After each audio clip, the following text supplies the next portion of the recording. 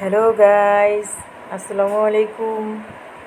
হ্যাঁ, আজকে আমি যে পেশেন্টের ডিটেল বলবো, ঠিক আছে? সে পেশেন্টের হচ্ছে পলিশিং হচ্ছে এখন। হ্যাঁ, তো পলিশিংটা হলো দাঁতের উপরের ভাগের সমৃদ্ধ উজ্জ্বল করার একটা পদ্ধতি। হ্যাঁ, এখন দাঁতের উপরের ভাগে বা দাঁতের ভিতরে যে প্লেক থাকে, স্পট থাকে, সেই স্পট অপসারণ করে তারপর হচ্ছে স্কেলিং করে পলিশিংটা করা হয়।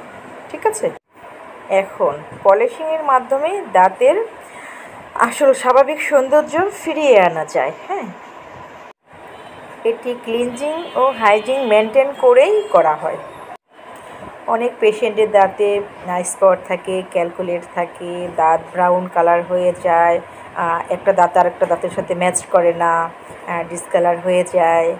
ঠিক আছে, চা পান বিভিন্ন তামাক জাতীয় খাবার, বাইরের খাবার খাওয়ার জন্য।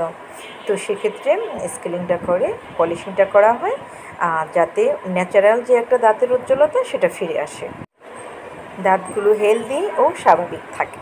ঠিক আছে, এটি একটি বিশেষ পেস্ট দ্বারা করা হয়।